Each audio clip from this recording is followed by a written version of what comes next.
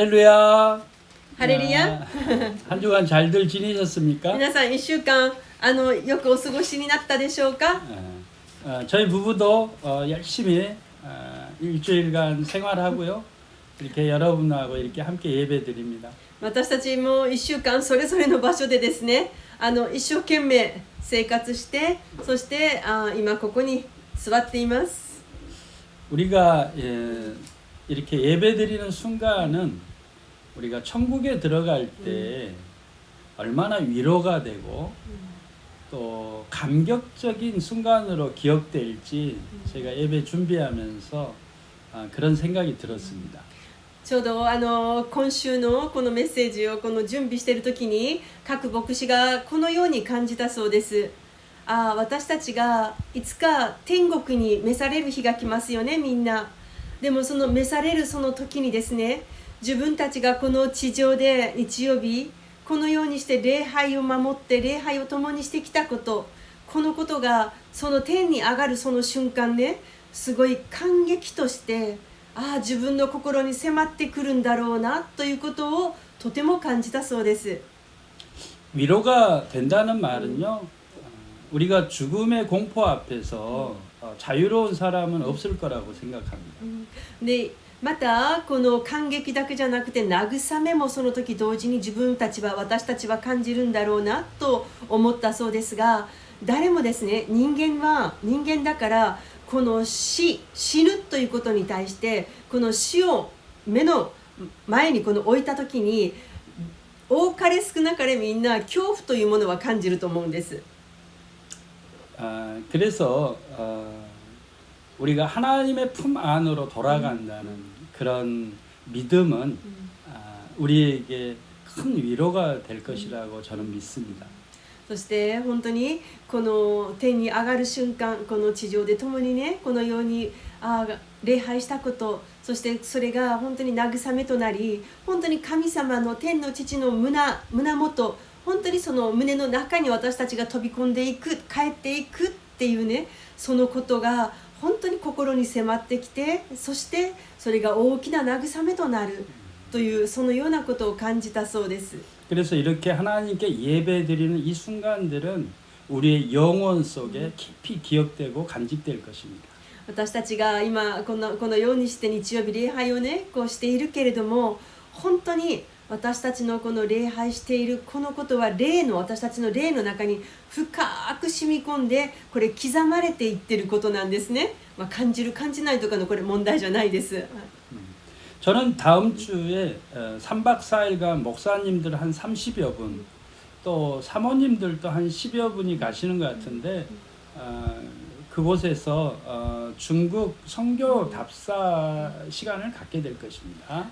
僕は明日からですね、月曜日から約4日間のこの工程で牧師先生たち30名、そしてまた共に行かれる、伴侶の方も行かれるそうですね。行かれる方は、そのような牧師先生たちと共にですね、中国の地に向かいます。そしてこの中国のこの宣教地、ここをちょっと探索するというか調べないといけないところを回るそのような役割になっています。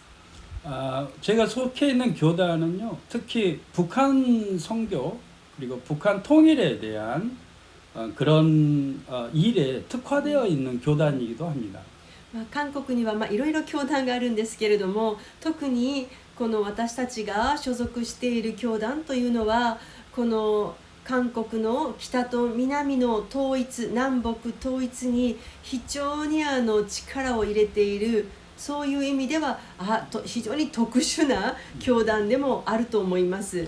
통일이 만약 된다면 가장 큰 일을 하게 될 교단이기도 할 것입니다.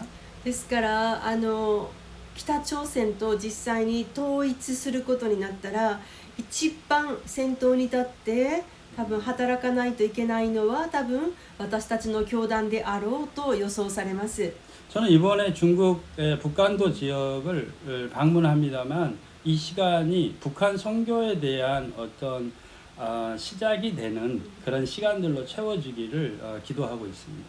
まあ、実際に今回この北朝鮮中国の戦況ですけれども、でもこれは北朝鮮の戦況のための突破口、入り口となる場所なんですね。だから本当にそのことを心に深く刻んで祈る心で向かおうと思っています。 그래서 우리 교단 목사님들이 한 30여 분이 움직이기 때문에 특별히 중국 공안에서도 이미 그 여건을 파악하고 주의하고 보고 지켜보고 있을 것입니다. もうすでに、まあ、私たちの教団のその30名と言いましたけれども、かなり選ばれた人たちですね、今回。だからその選ばれたこの30人が一気に同じ飛行機で中国に入るので、もうすでに、牧師であることももう中国の公安警察はもう見抜いています。でパスポート番号ももう全部分かっているわけですね。だから多分もうすでに空港に着いた時点から彼らの監視が非常にあるということはもう十分に予想されています。 그래서 우리 교회 분들이 저를 위해서 기도해 주시고 앞으로 우리가 북한 선교를 위해서 뭔가 할 수 있도록 준비했으면 좋겠습니다. ですからちょっと皆さんにもそういった意味で無事に本当にやるべきことをやって、見るべきものは見て、そしてね帰ってこれるようにお祈りしていただけたら嬉しいなと思います。 저희들이 관광의 형태로 갑니다만은 그런 어떤 깊은 의미가 있을 것이라고 저는 생각합니다. 表向きはですね、観光客というのを装って当然入国することになります。しかしその裏にあるその意味というのをみんな牧師たちは今回かみしめていきますね。お祈りください。 요즘 한국에서 돌아가는 풍조를 보고 있으면요, 사람들의 마음이 완악해지고 있다는 생각을 하게 됩니다. 本当に最近ですね、私たちこの住んでいる韓国のこの社会的なこの空気をね、ちょっと見ると本当に人々の心がなんかどんどんこうちょっと悪くなっているというか、悪質なものを感じることがあります。 일본의 사정은 어떻습니까? 日本はどうでしょうか。 사람 사는 곳이라면 저는 비슷하다고 생각합니다. 人間が住むところというのはほぼ同じじゃないでしょうか。 우리가 정말 마음을 잘 지켜야 되겠습니다. 本当に今こそ私たちは自分たちのこの心を守らないといけない、そのような時代に今生きていると思います。 여러분들이 세상 가운데에서 생활하다 보면 세상 사람들과 어울리게 될 것입니다. もう当然ね、私たちこの普通に一般社会の人たちと一緒に交わっていったら、当然私たちも同じようにそのなんて言うんでしょうかね、空気に飲まれていくわけですよね。 그렇게 하다 보면 세상 사람들은 저렇구나 하면서 그것을 거부하는 사람이 있는가 하면요, 또 어떤 사람들은 그 모습을 보면서 나도 저렇게 해야 되나 하는 불안감이 들게 될 것입니다. そしてそのように今一般の人たちの中にずっとこう入って一緒にやっていると、その中でやっぱ2つの感情が出てくる人たちがいると思うんです。2種類。このように自分も同じように流されていってはダメだって思う人もいたら、自分もこのように長いものに巻かれていくじゃないけれども、この流れに自分も従わないといけないなって思う、そのような2種類の人がいると思います。 하나님께서는 우리에게 세상의 풍조를 따르지 말라라고 가르치십니다. でもイエス様は明確におっしゃいました。この世に倣ってはいけないとおっしゃったんです。 여러분 세상 가운데 살면서 세상 사람들과 함께 그런 그 악한 마음들, 완악한 마음들로 이렇게 흘러가지 않기를 저는 기도합니다. 今この世に倣ってはならないとかっていうのはですね、全部否定っていう意味じゃないですよ。今言っているのはこの世のこの悪い心、悪い考え方とかね、悪質さ、このようなものに私たちは流されていって自分もその中に入ってしまってはいけないということです。 이거를 우리 크리스찬들이 구별을 하는 게 굉장히 어렵습니다. そして本当にこの悪質と言ってもですね、これを本当に区別することが実際は簡単ではないんです。 그래서 여러분들이 특별히 세상 사람들과 함께 할 때는 요즘에 너무 완악해지고 마음이 딱딱해진다는 그런 생각을 하고 있습니다. この本当に今一言日本語で言うとこの悪いっていう言葉になってしまうのですが、人の心の中の堅くなさ、その硬さ、この中にある悪さなんですね。だから本当にこれを見分けるということはとても大切なことです。難しいですが、 여러분 마음을 부드럽게 하고요, 친절하게 하고요, 긍정적으로 생각하는 그런 마인드들이 중요할 것 같습니다. 本当にね、これは私たちみんな気をつけないといけないんですけれども、自分の心が硬くなるんじゃなくって柔らかくなっていかないといけないんです。日々年齢と関係なく日々柔らかくなって、そして親切をその流していかないといけないんですね。だからそういったことを私たちは自分で自分を監視しないといけないです。 여러분 넘어지지 않도록 주의하시기 바랍니다. 皆さんが本当に倒れてしまわないように私たち一人一人気をつけましょう。 오늘은 출애굽기 26장의 말씀으로 지성소라는 제목으로 말씀을 전하려고 합니다. 今日はこの難しい出エジプト記26章から至聖所と題して皆さんと分かち合ってみたいと思います。 지금 26장에 있는 말씀 가운데에서도 모세는 시내산에서 지금 하나님의 말씀을 듣고 있습니다. この26章の中を見ますとね、このモーセがシナイ山の頂で神様とお会いして、そしてこの至聖所について話を聞いていますね。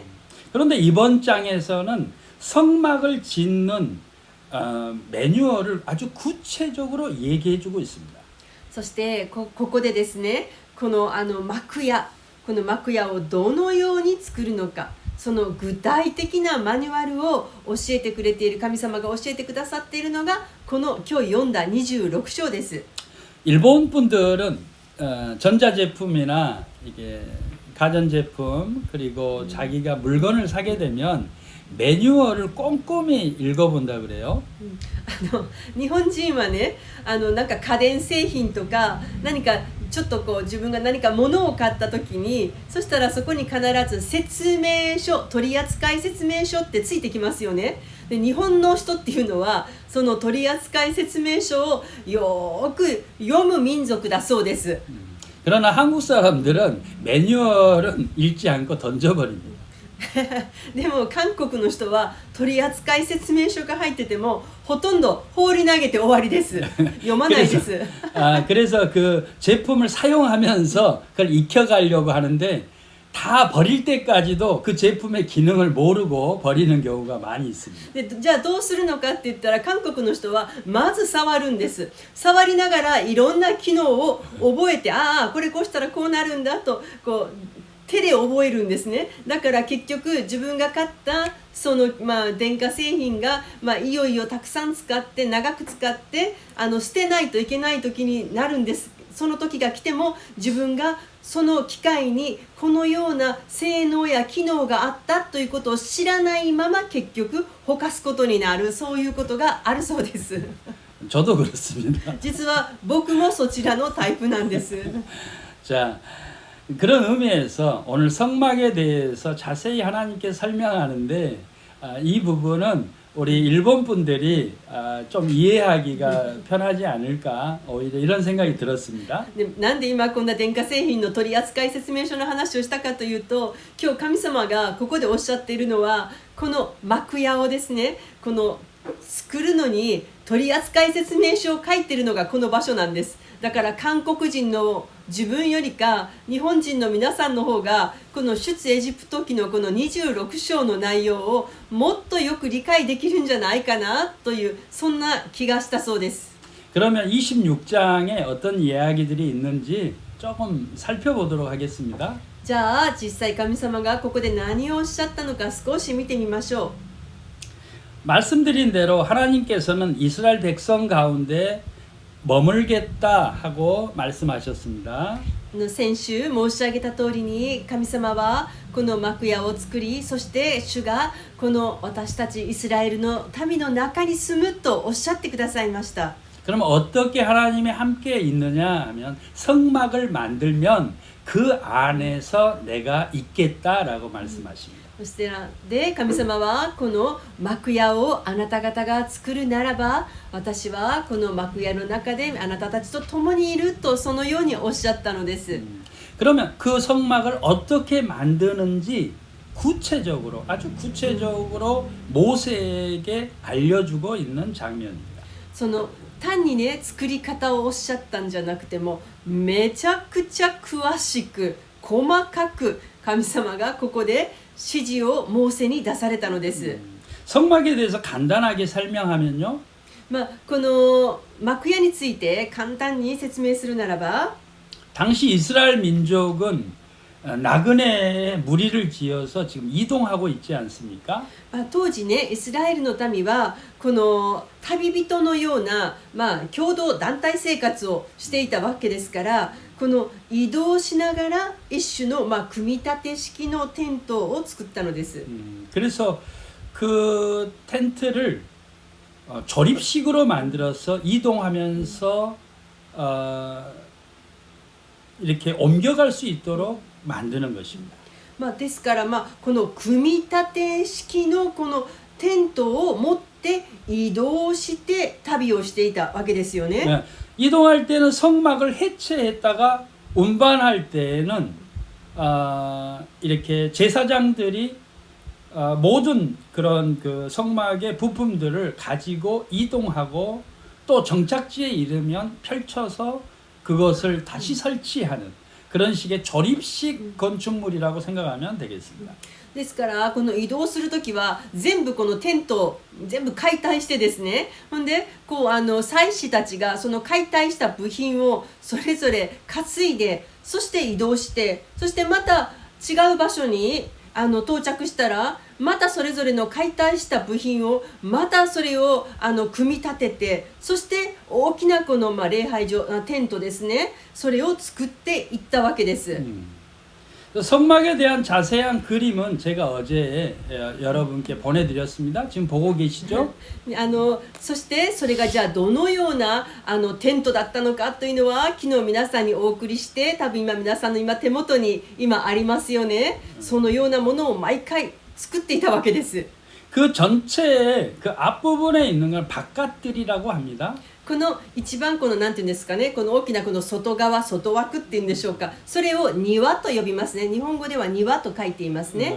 그리고 그 안에는 천막이 쳐 있는데 그 성소와 지성소가 있습니다. そしてこの幕のこの中にはですね、聖所と至聖所というこの2つの部分があります。 이 부분의 크기를 설명하고 있는데요. そして実はこの至聖所、聖所どちらにも寸法まではっきりと決まっています。 그런데 규빗이라는 단어가 계속해서 나옵니다. でここ読むとね、キュビトというそのような単位が出てきますね。 그러면 우리들은 규빗이 무슨 뜻인지 헷갈리는데 사실은 규빗은 길이를 나타내는 수치인데요.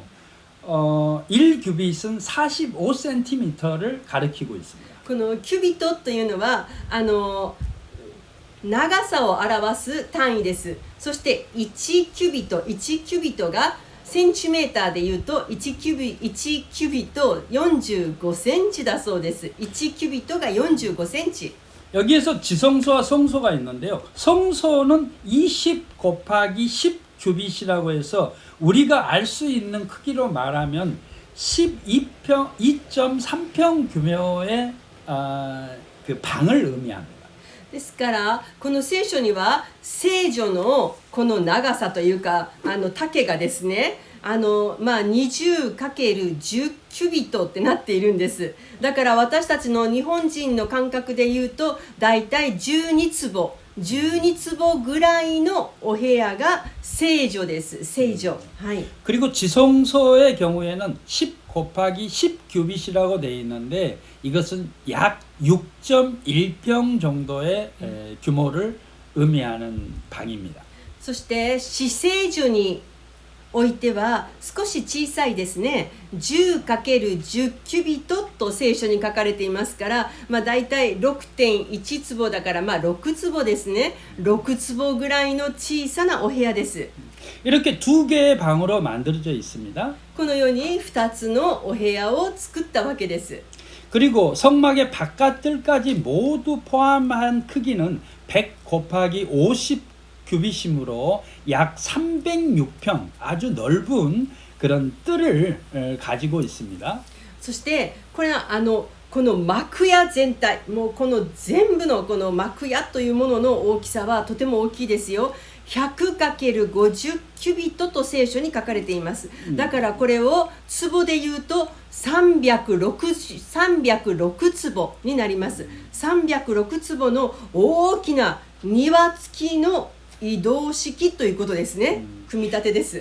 그래서 하나님께서는 이 작은 방 지성소에 머물겠다라고 하시고 그 안에는 언약궤가 들어 있습니다. そしてこの神は特にこの死聖所6坪でしたよね。ここに臨在されて、ここに契約の箱を置いたわけです。 그리고 그 성막에는 그 성소에는 제사장들이 들어가서 예배를 준비하는 그런 장소입니다.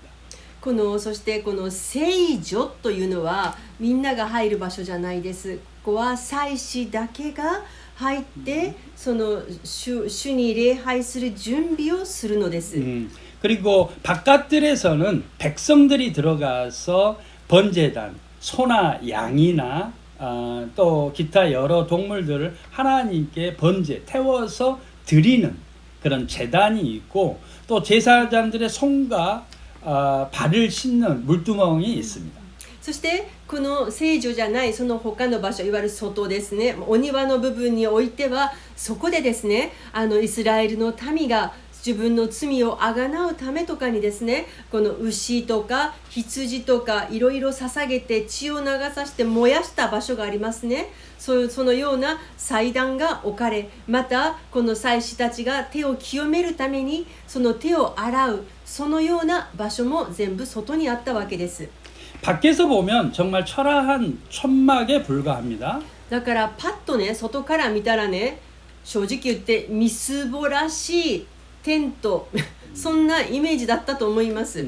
그런데 성막 안쪽으로 들어가면 금과 은 그리고 화려한 장식물들로 있어서 굉장히 안쪽에는 성소와 지성소 안에는 굉장히 화려한 그런 모습을 갖추고 있습니다. だから本当にね、外から見たらもう一言で言うと質素な移動式テントぐらいにしか見えないんです。でも実際この幕屋の中に入って侵入していくと聖書に書かれていますね。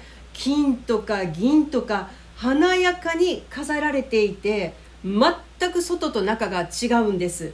성막 안쪽은 10폭의 휘장으로 장식되어 있었고요. この幕屋のね、この中側、内側というのは10枚の幕で飾られていたんです。10枚ですよ。 가장 안쪽으로 들어가면 가늘게 꼰 배실과 청색, 자색, 홍색 실로 만든 아름다운 휘장이 있습니다. そしてこの一番このね、この奥に入るとこの10枚のうちの一番このいわゆる外なんてでしょうかね、内側でしょうか、そこに入るともう酔った雨布と青、紫、黄色の糸で作られた美しい垂れ幕がかかっていると書かれています。 그 휘장에는 창세기나 요한계시록에 등장하는 그룹들의 모양이 수놓아져 있습니다. そしてこの美しいだけじゃなくてここにはね刺繍まで施されていたんですよ。でこの刺繍の柄がどんなものだったのかというと、それは聖書の一番最後に聖書ヨハネの黙示録があります。ヨハネの黙示録の中に登場するこのケルビム、なんかこのワシみたいなやつですね。ケルビムのこの絵が刺繍されていました。 이 그룹들로 얘기하자면 하나님을 앞에서 지키는 어떻게 보면 괴물과 같은 그런 모습입니다만 천사들입니다. 하나님을 지키는 모습들을 지금은 수를 놓아서 실제로 있지는 않지만 수를 놓아서 지키게 하신 것 같습니다. でこのケルビムというのはね、この一言で言うと神を守る天使です。神を守る天使なんだけど、その見た目がね、黙示録に書かれていますが、ちょっと一言で言うとこれも怪物みたいなちょっと状態です。 제가 이 설교를 준비하면서 느낀 건데요. 저는 그림을 그리는 사람이지 않습니까? 僕ね、こういうふうにメッセージ準備するんだけど、牧師であると同時に自分は絵を描く人でもあります。 하나님께서 이 휘장에 이 그림들을 놓게 하신 것은 아마도 하나님께서 이 그림에 생명력을 넣었던 것 아닐까 하는 그런 생각이 들었습니다. で僕はだから神様がなぜこの幕にね、布になんでそんなケルビムとかのそれを刺繍させたのかなってやっぱり考えた時に、神様があえて幕のその垂れ幕にその絵を入れることによって神様の命、この生命力をその中に入れ込んだんじゃないのかなというふうに自分は考えたんです。 요즘에 만화가들 사이의 작품들을 보면 포르노그래피나 동성애나 굉장히 악마적인 그런 이미지들을 그리는 만화가들을 많이 보게 됩니다. 今僕はこの漫画とかアニメーションのこの世界を見ていると、多くの作家たちがこの時代の流れの中でね、男性同士の恋愛、いわゆるこのなんて言うんでしょうか、ホモセクシホモセクシャルでいいのかな、もうホモセクシャルであるとか、何かあとポルノとかね、性的な描写とかそういったものが非常に多いように思います。 그래서 작가들의 그 내면에 있는 것들이 작품으로 이렇게 나오게 됩니다. ですから作家の心の中にあるものがそのまま絵として表現されてしまうわけです。 그래서 저는 이 이미지들에 대해서 굉장히 민감하게 생각하는 사람 중에 하나입니다. だから僕はちょっと他の人よりかこのイメージに対して非常にちょっと敏感に感じ取る、そういうものを持っています。 물론 이제 작품의 성격에 따라서 이미지들이 다양하게 조금 이렇게 잔인한 장면도 나올 수는 있다고 생각하지만 그 목적이 무엇이냐에 따라서 그 의미는 크게 달라집니다. もちろんね、この作品のそのいろいろな目的に従って時には少しね、ちょっと残忍な絵が出てきたりするのはこれは仕方がないんですが、その作品が最後目的ですね、何を伝えようとしているのかっていう、ここはとても大切ですね。 가장 문제는 그런 어떤 작가의 사상이나 이거 없이 돈을 목적으로 돈을 벌면 뭐든지 그리겠다고 하는 사람들이 너무나 많은 것 같아요. で最近はですね、その目的がないんです。作家たちがお金さえ儲かれば、人の目を引いてお金さえ儲かれば何でもいいと思って書いてしまうことが僕はとても問題だと思っています。 그래서 그런 작품들을 사실은 많은 사람들이 음지에서 즐기고 있는 것들 또한 사실입니다. 実際にそのような作品を多くの人がとても楽しんでいるということも事実です。 그래서 제가 만화가로서 앞으로 이런 그런 작품, 좋은 영향력을 미치는 작품들도 그려야 되지 않나 하는 생각을 자주 하고 있습니다.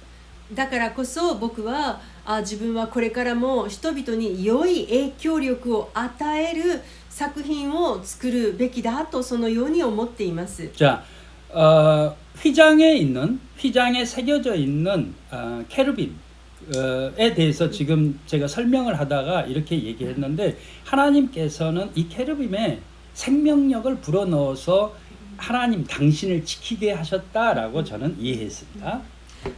今ねこのような漫画のお話をしたのは、この今幕屋になぜ神様がわざわざケルビムのそのような刺繍まで入れなさいとおっしゃったのかっっていう、そこからねこの漫画のお話も出たのですが、でも神様はこの刺繍をあえて入れ込むことによってこの守るんだと、あなたたちを守るんだというその命、神様の命をその中に吹き込んでですね、そのことを私たちにこうメッセージとして与えていらっしゃるんじゃないかと。いいそのえ、あなたたちを守るじゃなくて、神様自分の守ること。 神が 神を守る휘장에 있는 그 케르빔은 하나님을 지키는 천사들이에요. だからごめんなさい、このケルビムが神様を守る天使だから、この天使をそこに入れ形をそこに刺繍することによってその神を守るというのを表したものだと思います。 지금 휘장이나 이런 모든 장식물들은 하나님 당신을 위해서 백성들에게 지금 만들라고 지시하는 것입니다. 이게 굉장히 중요합니다. これは本当に神が神をこの礼拝するそのためにこの作られるものですから、それを全部この指示しているわけです。 여러분, 우리가 예배 드리는 것은 우리를 위해서 예배 드린다고 생각하시면 안 됩니다. 1도 없습니다. 우리를 위해서 예배 드리는 게 아닙니다, 여러분. 皆さん、これは私たちも今同じ心でやらないといけないのですが、礼拝をするときに自分のために礼拝するというのは間違っています。これは本当に神を礼拝している、神を礼拝する、これが本当に礼拝の意味です。 지금 이 성막을 만드는 이유는 하나님 당신이 우리와 함께 있겠다라고 해서 지금 당신을 위해서 만드는 것입니다. そして神が私はあなた方と共にいるとおっしゃったその神が神のために必要とか神が神のためにある、それがこの幕屋ですね。 여러분, 예배 드리는 것은요, 우리가 하나님을 경배하기 위해서입니다. 우리 자신을 위해서 하는 게 아니에요. 私たちが礼拝するのは自分を喜ばせるためじゃないです。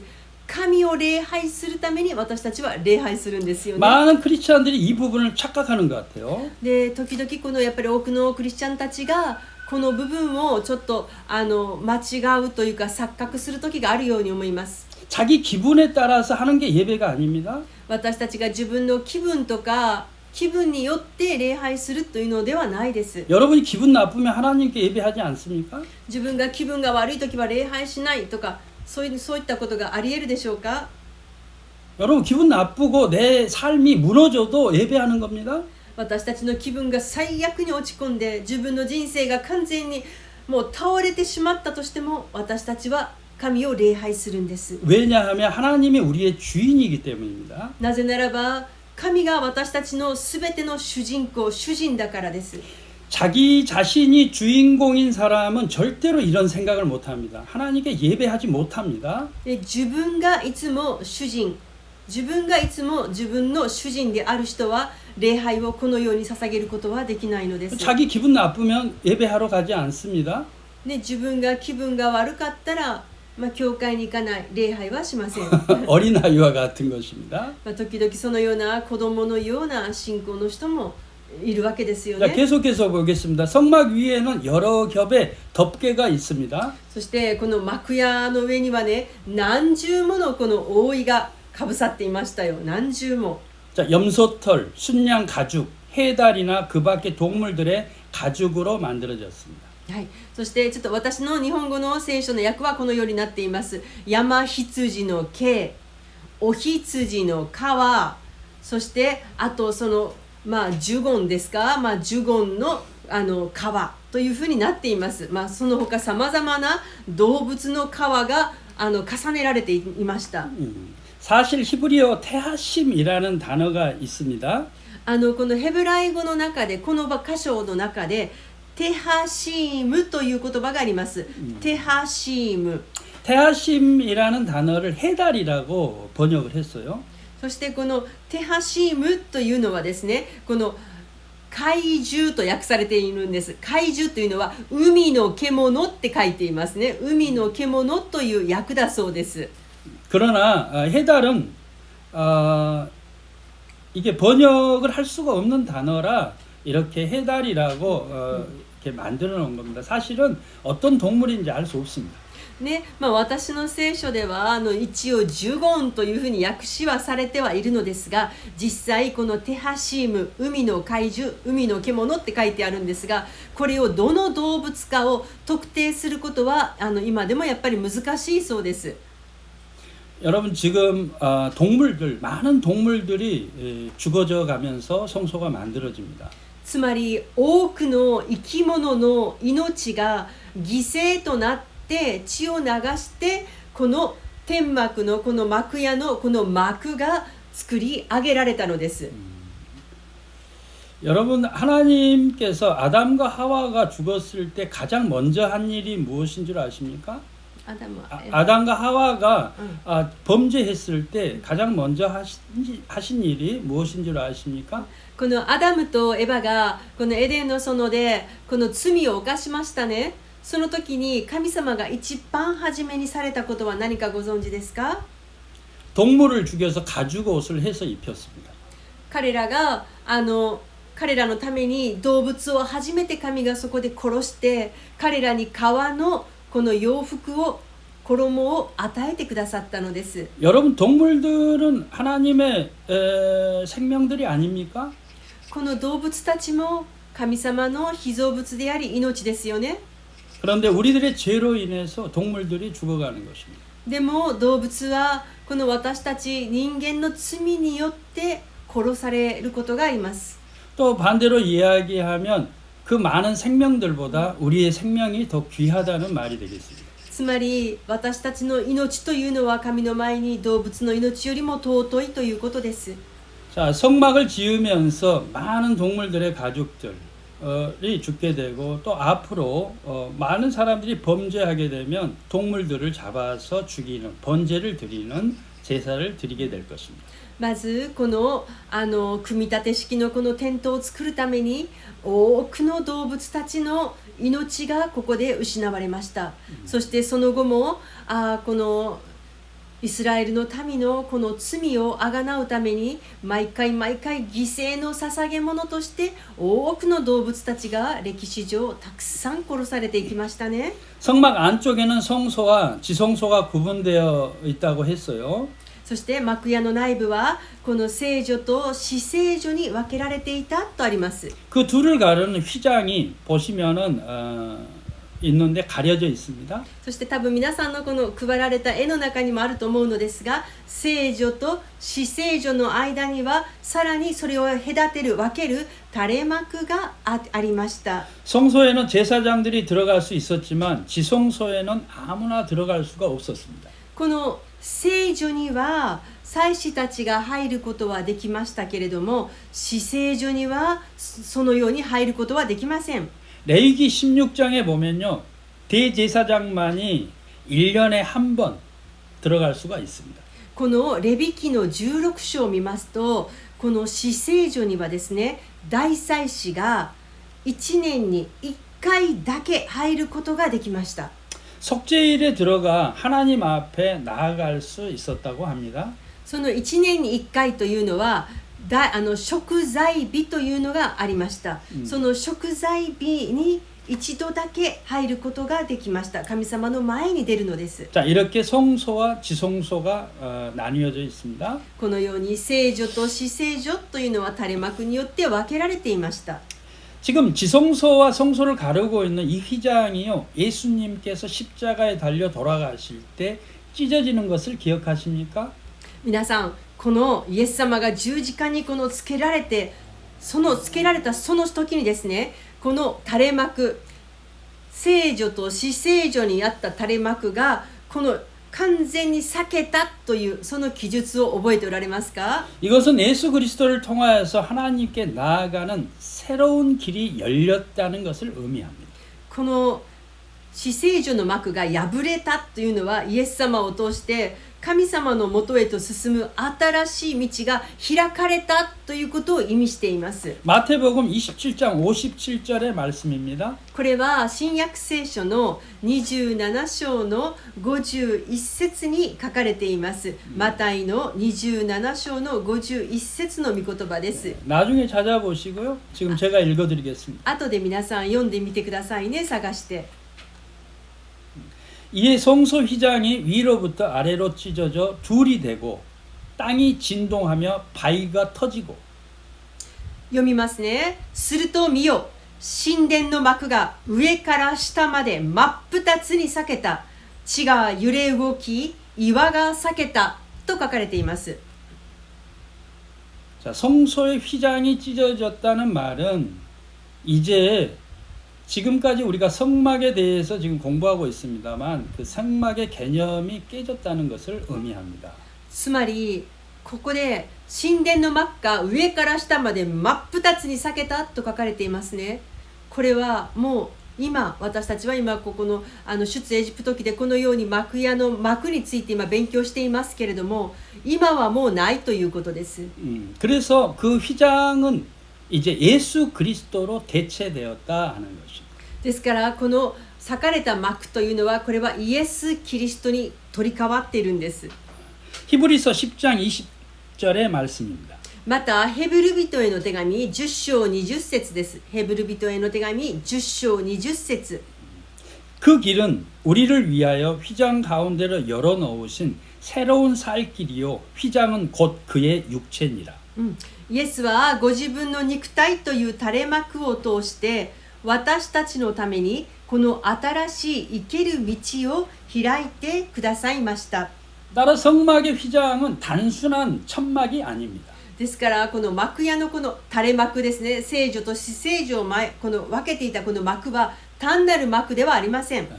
거룩하신 하나님과 인간 사이를 구분하는 경계였습니다. つまりこの幕というのは聖なる神の神聖とこの人間の間、神と人間の間を隔てていた幕だったのです。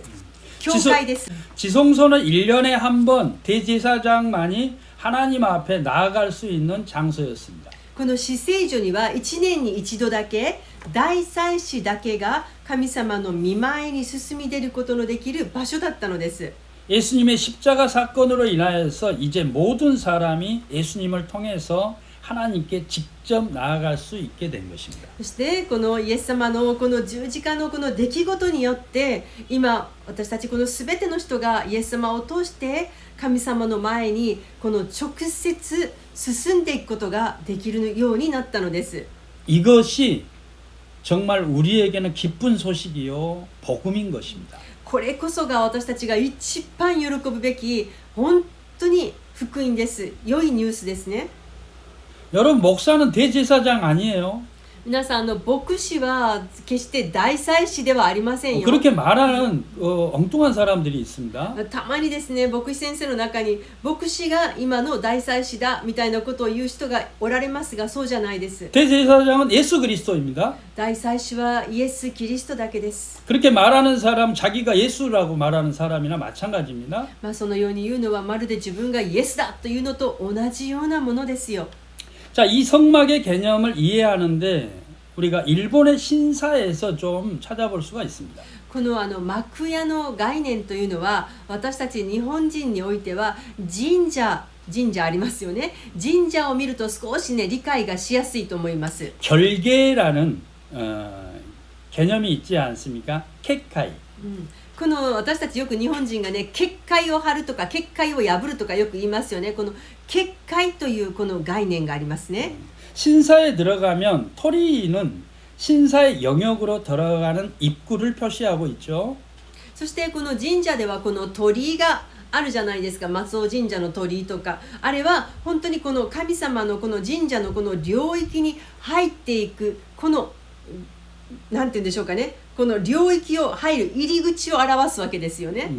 시메나와는 특정 장소나 대상이 신성한 영역임을 표시하고 있습니다. そしてそこにこのしめ縄がぶら下がっていると思うんですが、これは特定な場所や、その対象になるもの、ここが非常に神聖な神の領域であるということを示しますよね。 그리고 타마가키 같은 울타리는 본전 주변의 접근을 단계적으로 제한하고 있습니다. またこの玉垣と呼ばれるような、垣根があります。この垣根もこの本殿とかその周辺にこの立ち入るときにこの段階的にこの人々にこの制限を与える、境界線を与えていくためにもこの垣根というのが作られています。 자, 여기에서 그 신사의 개념, 중요한 개념 중에 하나는 세이토 조쿠오 와케루, 즉 성스러운 영역과 일상적인 영역을 구별한다는 그런 의미가 있습니다. ですから、先ほども言ったこの、結界が幕屋みたいなもんですよ。そしてこの一番重要なポイントっていうのは、いわゆる聖なるものと俗なるものを分けるという意味です。そしてこれはつまりこの聖なる領域とこの日常を区別するということですね。 그래서 신사의 개념이 사실은 이 성막에서 왔다는 그런 그 학자들의 주장들이 있습니다. ですからこの日本の神社における、先ほど言った結界とか説明をしていただきましたけれども、この概念というのは聖書の幕屋から来ているのではないかと、そのような背景があるのではないかとも言われています。 여러분, 이 신사의 일본 종교인 신사의 이 개념은 수천 년 전에 이미 예수님께서 끝낸 그런 개념을 일본 사람들은 아직도 믿고 있습니다. つまりこの神社のこの形概念というのはもう何千年も前にイエス様がこの、終わらせたこの幕屋ですね。この概念をずっと引きずっているのがこの神社というものかもしれません。 여러분, 성스러운 자, 이 땅에 성스러운 지역과 성스럽지 않은 지역이 어디 있겠습니까? そしてこの私たちのこの地域の中な地域ですか、聖なる地域と清くない地域というもの、 여러분, 그런 거 없습니다. 実際にここからここまでは聖、ここからここからは俗とかね、実際こういったものはないです。 제가 볼 때 이 세상은 다 더러운 것 같고 정말 형편없는 인간들로 되어 있는 것 같아요. どんなに結界を張るとかね、垂れ幕作ったとしてもね、この地上というのは基本的に汚れているんです。 저는 그럼에도 불구하고 이 세상을 저는 아름답게 보려고 하는 예술가입니다. しかし確かにこの地上というのは悪で汚れているけれども、でも僕は一人の芸術を愛する者としてこの世の中のそれでも美しいものを見ていきたいと思ってはいます。 그러나 여러분, 이 세상에 성스러운 것과 더러운 것 이런 게 구분되어 있지 않습니다. ですからこの地上においてここは聖、ここは悪とかね、そういうふうに決められるものではないです。 어떤 사람들은 신사에 들어가지 못하겠다고 하는 사람들도 봐요. 크리스찬 가운데. あるクリスチャンの中には自分は絶対神社の中一歩も入ることができませんという人も結構おられるんです。 영적으로 더럽다나?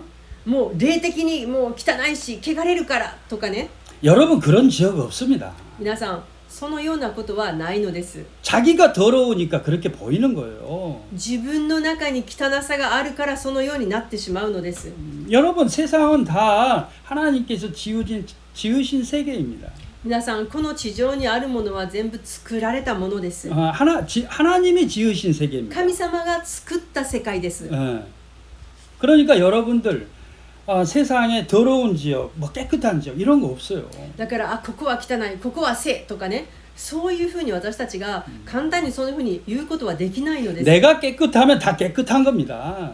自分が神の霊によってきれいならばどこに入ってもきれいなんです。 내가 깨끗하면 어디를 가든지 깨끗해지는 거 아니겠습니까? 私たちが中にきれいなものを持っていたら私たちがそこに入ることによってそこが清められていくのです。 내가 더러우면 내 더러운 것이 가니까 거기가 더러워지는 것입니다. 私の中が汚いから私が行くところも私によって汚くなるのです。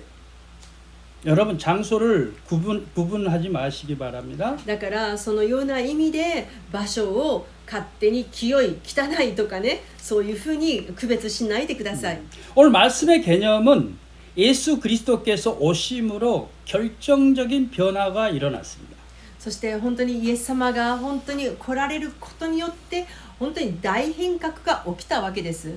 예수님께서 십자가에 돌아가시는 순간 휘장이 찢어졌습니다. イエス様が十字架にかけて亡くなられた時に垂れ幕が真っ二つに裂けましたね。 이제 우리는 구약에 있는 성막과 제사 제조를 통해서가 아니라 私たちはもうこれからは旧約の時代にあったこの幕屋の中でこのなんていうんですか、動物たちの生贄を捧げてとかそういうのじゃもうなくって、 예수 그리스도를 통해서만이 하나님께 나아갈 수 있습니다. もうイエス様だけを通して私たちはこの中に入っていくことができるようになったのです。 예수님을 믿으면 이제는 더 이상 하나님께 나아가는 것을 가로막는 휘장이 필요 없습니다. もうイエス様の十字架以降、私たちが神様のイエス様のもとへ行こうとするときに私たちを遮るものはもう何一つなくなったのです。 구약의 대제사장 제도도 이제는 필요하지 않게 되었습니다. もう旧約時代のこのさまざまなこの祭司たちのこの捧げの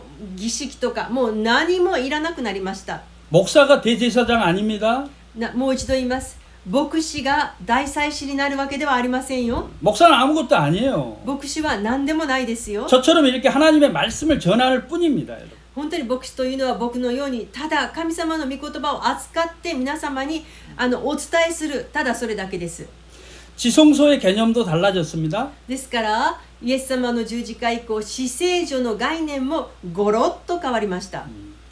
수많은 동물을 죽여서 드리는 제사도 이제는 필요하지가 않습니다. もう数千頭のね動物たちの血を流して、そしてそれを捧げる、そのような捧げの儀式ももういらなくなりました。 예수님께서 십자가에 달려서 피 흘리시고 돌아가심으로 이런 모든 제사가 끝났습니다. イエス様が十字架の上で血を流して捧げられたことによってこれらすべてのものが廃止されたのです。 대신 우리는 무엇을 합니까?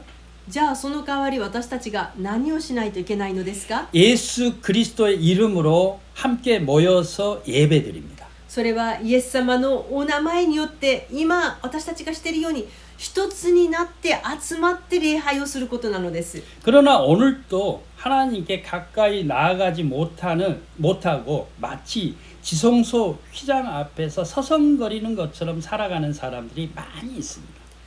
でも今日でもまだクリスチャンの中には神様の前まで進み出ることができずに、まだあたかも死聖所の前にこの垂れ幕がかかっているみたいに神様の前に中に入っていけないクリスチャンたちもいます。 그렇다면 이제 하나님께서 거하시는 장소가 어디입니까?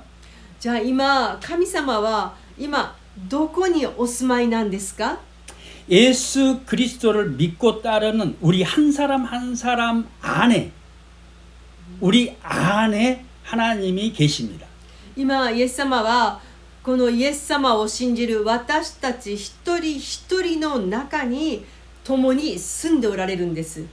우리는 하나님의 지성소를 모시는 성전입니다. つまり私たちのこの体というのは神様が共におられる死聖所の中に入れ込んでいるそのような存在なのです。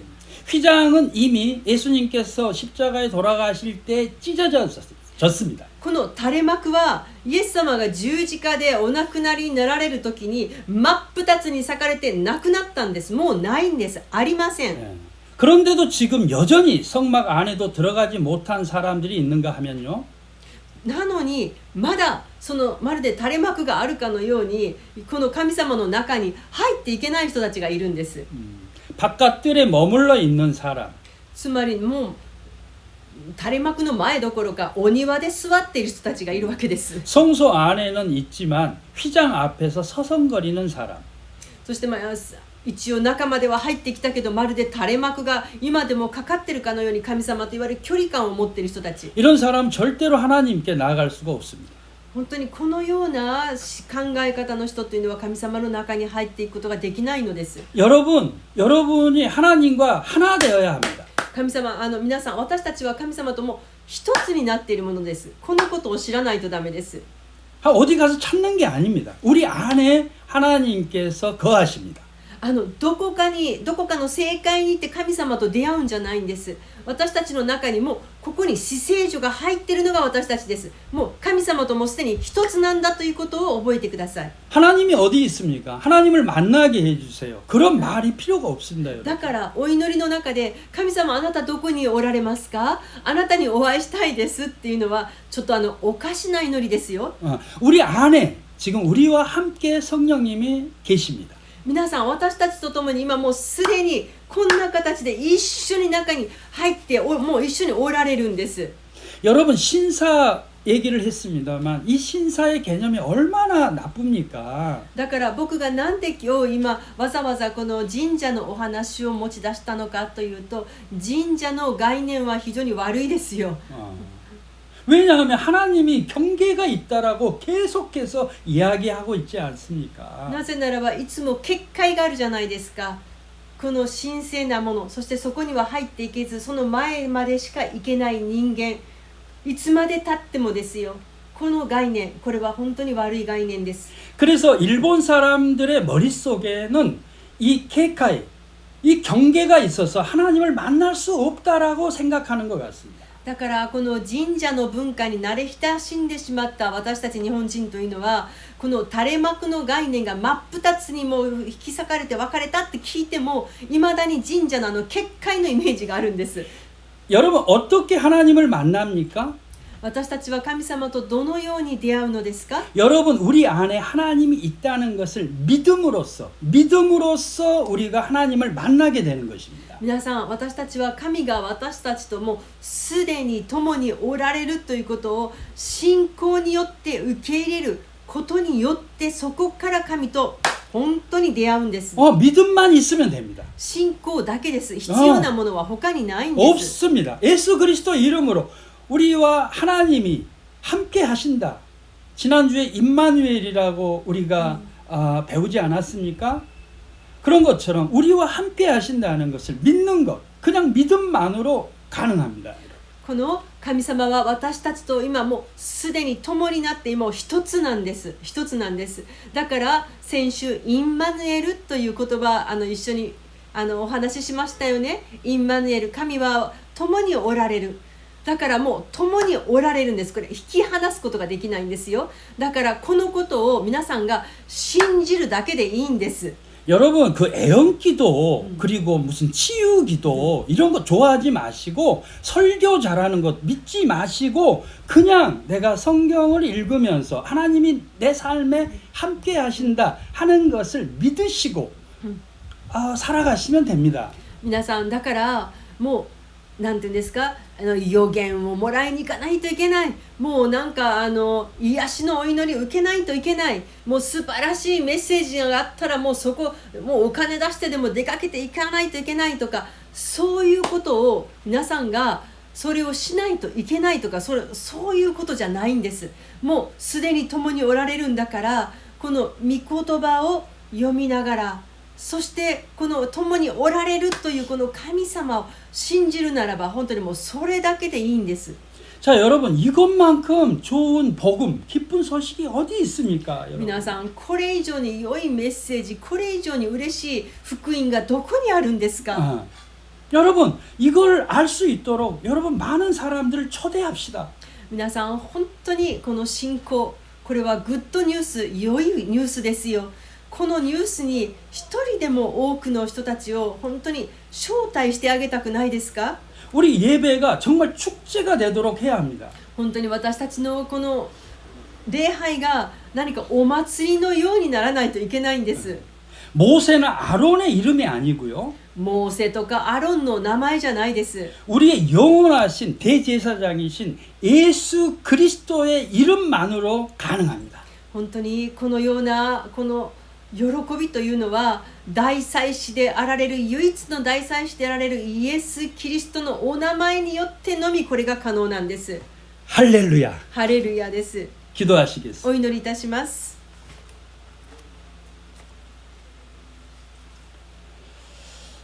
할렐루야. 하나님 아버지 감사합니다. ハレルヤ、天のお父様、感謝いたします。 우리에게 예수 그리스도를 보내주심에 감사드립니다. 本当に主よ、あなたのお名前を感謝いたします。 주님의 이름을 찬양합니다. あなたのお名前を賛美いたします。 그 이름만을 자랑합니다. そのあなたのイエス・キリストのお名前だけを私たちは誇りに思います。 그 이름만을 믿습니다. そのお名前だけを信じます。 주님, 우리가 그 이름 하나만 믿고 살아가게 하옵소서. 私たちはそのお名前、これ一つだけを握って信じることができるようにしてください。 감사드리며 주 예수 그리스도 이름으로 기도드리옵나이다. 感謝してイエス様のお名前を通してお祈りいたします。 아멘. 아멘.